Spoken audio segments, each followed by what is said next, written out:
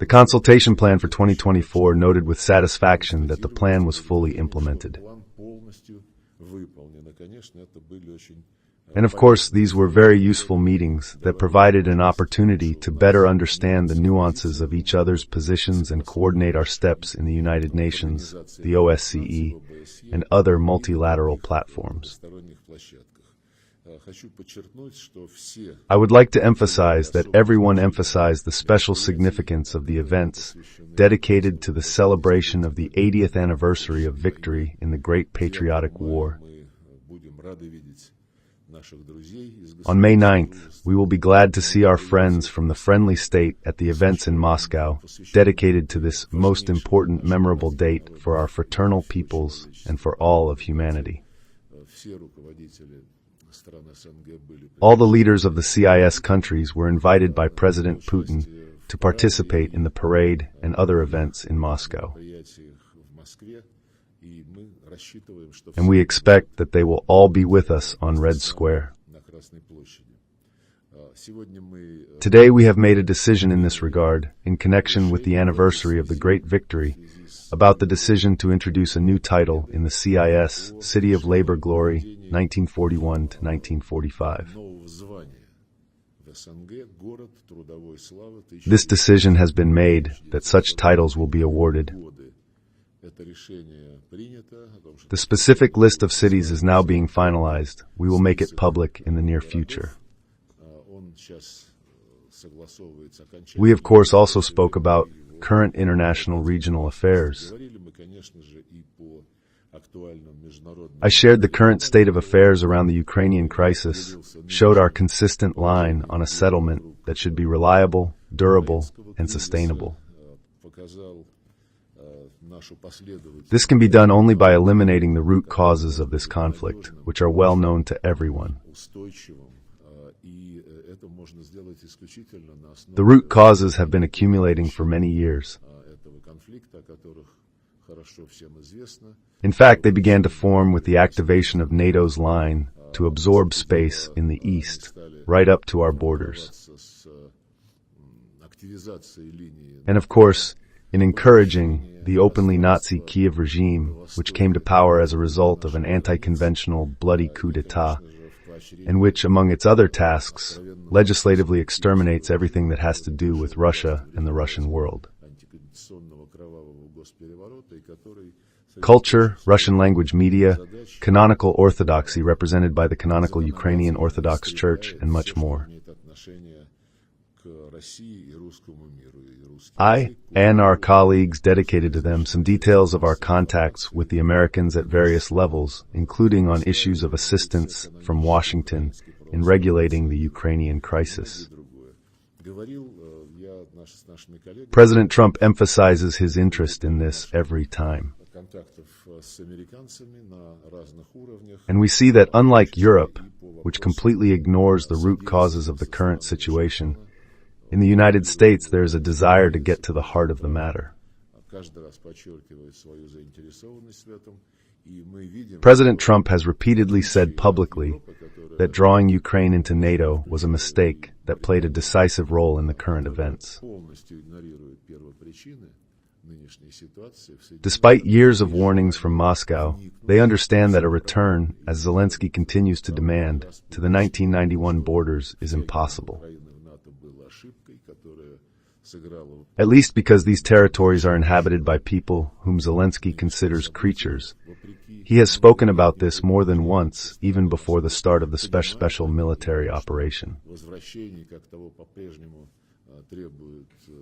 People whom he advised, if they feel part of Russian culture, to get lost in Russia.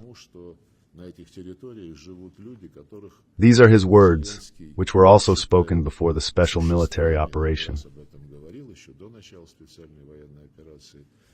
And now he said in one of his interviews that he is driven primarily by hatred of Russians.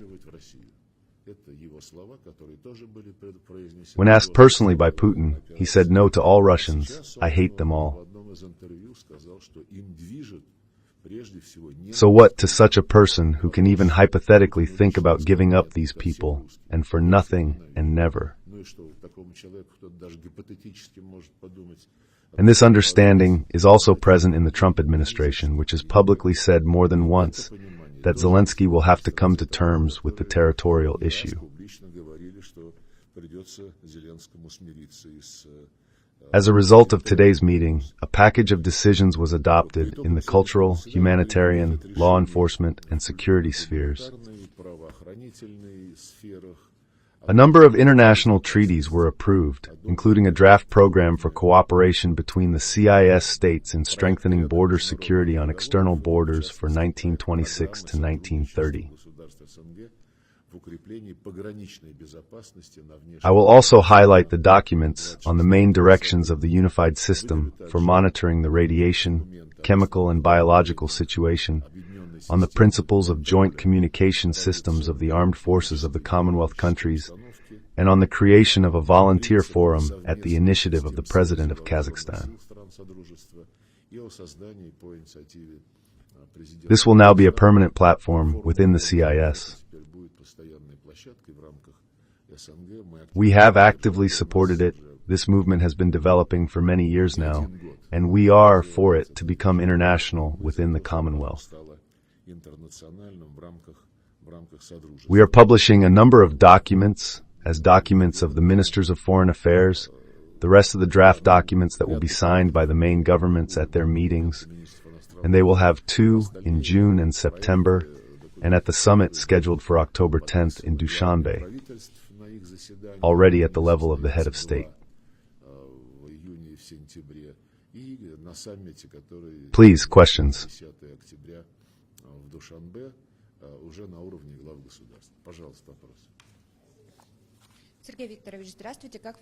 How do you see the role of the CIS in a multipolar world?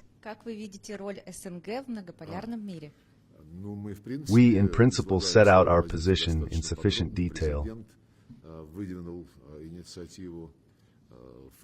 The President put forward an initiative to form an architecture of Eurasian security that would cover the entire Eurasian continent, all the countries that are located on this continent, and all the organizations that exist here.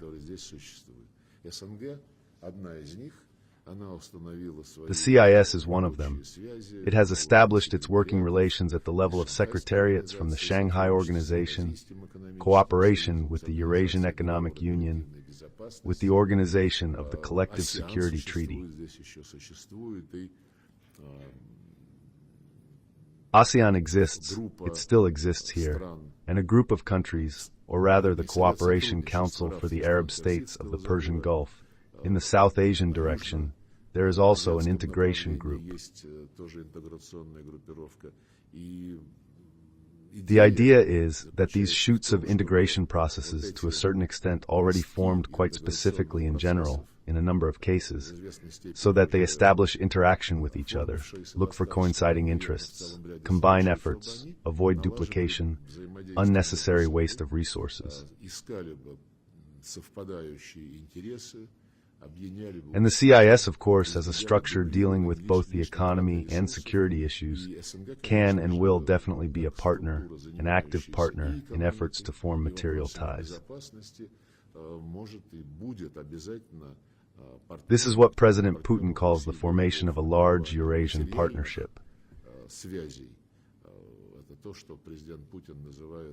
And this material basis, of course, will help to create the architecture of Eurasian security. The CIS will also participate in this process, given the serious dimensions related to security in its work program. So, in my opinion, there is no doubt that the Eurasian continent will certainly be the source of a whole series of processes, and perhaps the leader of a whole series of processes of strengthening multipolarity.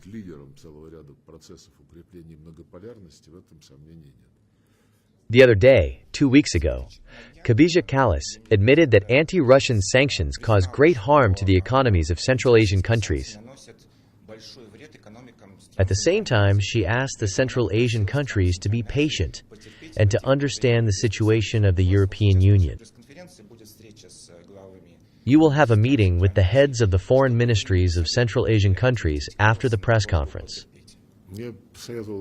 How would you advise them to respond to Kataja Kallas's request to be patient? I would advise you to endure Kaja Kallas in this position. It will probably be much easier than enduring it to the detriment of your own people. I don't understand these politicians at all. But the funniest thing is that she didn't tell Kaja Kallas that both the Estonian and other nations that are part of the European Union have to endure it first and foremost. And the losses for them are much more significant than the consequences of their sanctions policy, which are felt by the countries of Central Asia and our other neighbors in the CIS. Another lady, Annalena Baerbock, who is now finishing her work as minister in the second case of the FRG, has become famous for many things, including her complete illiteracy, but most importantly, the absence of any responsibility to the voter. By the way, like Ursula von der Leyen, Annalena Baerbock said about the Germans together with Scholz that yes, we are significantly worsening the standard of living of our population, but for the sake of victory over Russia, our electorate must endure these hardships. And Ursula von der Leyen spoke in a similar way, already in relation to the entire European Union. The fact that they are not thinking about their voters, but about how to make other countries suffer in order to punish Russia, well, in my opinion, clearly shows how low the European Union has degraded, as an idea that once began to be realized in the interests of the socio-economic prosperity of the citizens of the respective countries. Please tell me, in the conditions of the current trade wars, can such structures as the CIS or Russia, Central Asia, somehow come up with new measures to minimize economic damage? Have you spoken about this today? We certainly touched on this group of issues, although they are considered and resolved in practical terms by specialized departments, finance ministries, central banks, deputies, and heads of government. Well, strictly speaking, there is nothing to invent. For 3 years now, the West has been trying to internationalize its sanctions and cover them with all those who interact with the Russian Federation in some way. These are, first of all, our neighbors, including the Central Asian ones. But with the CIS countries as a whole, our trade turnover is serviced in national currencies by 85%. And this process is developing. With China more, with India a little less, but these values are growing. Secondly, despite the sanctions, in addition to national currencies, there is an opportunity to form payment platforms independent of external influence. Including one of the options is the system of transferring financial messages of the Central Bank of Russia. It is convenient, it does not depend on any SWIFTs. There are a number of other initiatives which in particular are being considered, including within the BRICS framework, where Brazil has proposed, and such work is currently underway, to think about the formation of alternative payment platforms. I am sure that countries, even those not included in BRICS, will have access to such mechanisms when they are formed. Despite the sanctions, trade within BRICS grew by almost 4.5% last year, and industrial production grew by the same percentage. Overall, compared to the pace of the European economy, these are serious positive results. So we will continue to be guided by our national interests. Our partners, including yesterday during bilateral talks with the Minister of Foreign Affairs in Kazakhstan, Deputy Prime Minister Murat Tlyuberdi, also want to be guided by national interests. If it is clear that a number of private enterprises and banks are afraid of secondary sanctions because this will harm their interests, then it is equally clear that the benefits that the Central Asian countries receive from trade, from joint projects with Russia, from Russia's investment activities on their territory, are undoubtedly greater, higher, more significant for their national interests than those promises that Western countries give them in exchange for demands to surround Russia with sanctions.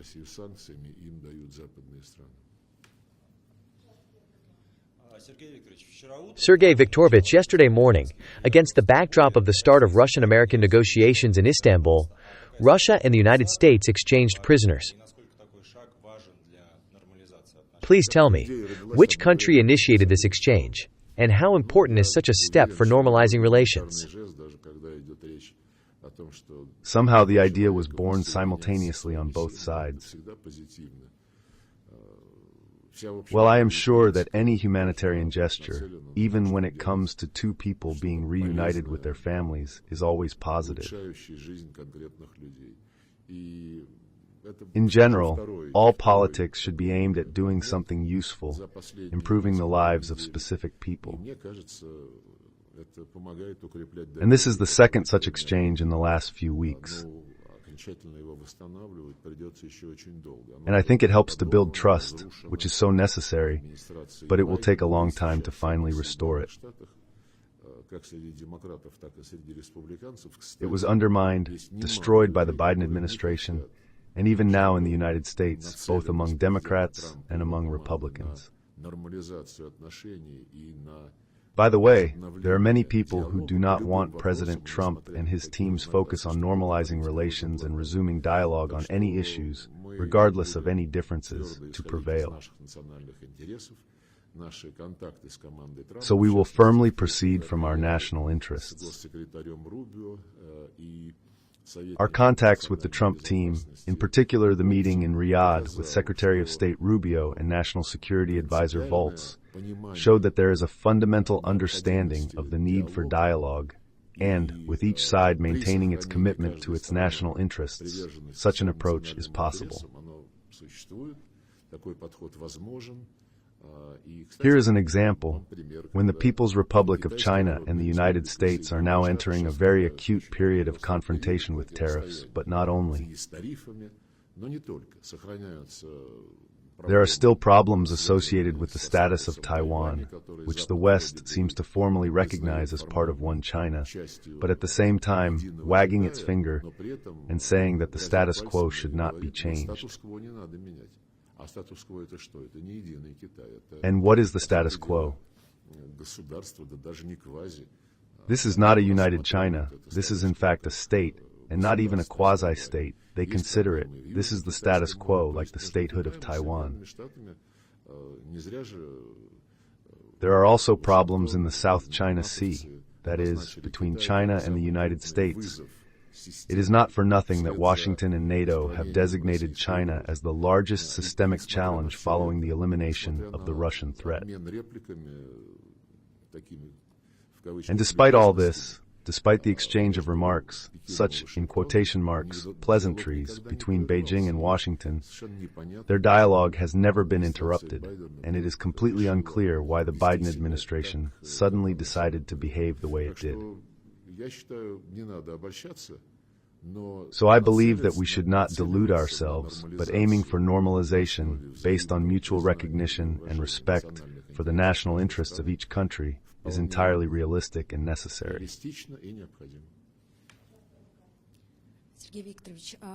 Are there any concrete agreements on resuming air traffic between Russia and the United States?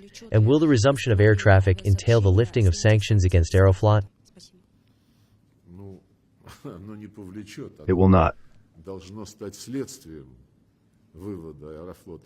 It should be a consequence of Aeroflot being lifted from sanctions. We made such a proposal at the aforementioned meeting in Ireland more than a month ago. The Americans accepted it. So far, we have not seen any reciprocal steps. But yesterday, the meeting in Istanbul ended, where our experts reminded us of this proposal. We will work on this because this is a return to normality. The European Union has announced that it will invest more than 10 billion euros in the development of the transport corridor. Experts call it a competitor to the north-south and east-west routes, which Russia is actively developing. What risks does Russia identify for itself in connection with the activation of this project, in which the European Union is now actively investing? We discussed this yesterday with my Kazakh colleague. Today we touched on it at a meeting of CIS foreign ministers, and we'll talk in a few minutes with 5 Central Asian foreign ministers. This is the International Transport Route, TM. 10 billion has not yet been seen by anyone from those whom the European Union wants to involve in its implementation, bypassing Russia, Russian territory. Secondly, it is, of course, more expensive. If suddenly the European Union will invest, then this project is much more expensive than the international transport corridor north-south and east-west. In principle, we do not see anything terrible in, as they say in Chinese proverbs, all flowers and all projects that contribute to the unblocking of transport links and the creation of the most comfortable, convenient, logistical opportunities blooming, so that they are all considered and no one puts obstacles to any of them.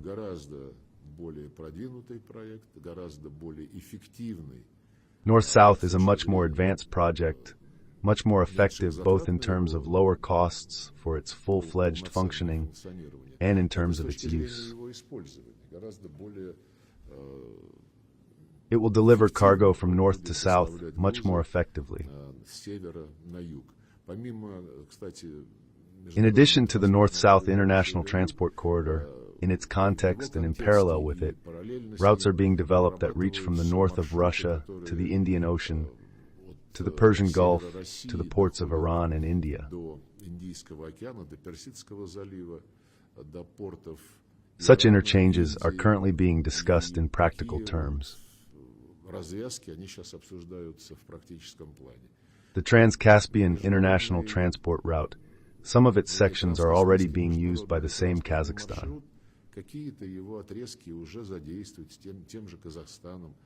And I repeat once again, we have nothing against it, provided that no one will plot against the already launched transcontinental projects in the north-south and east-west directions.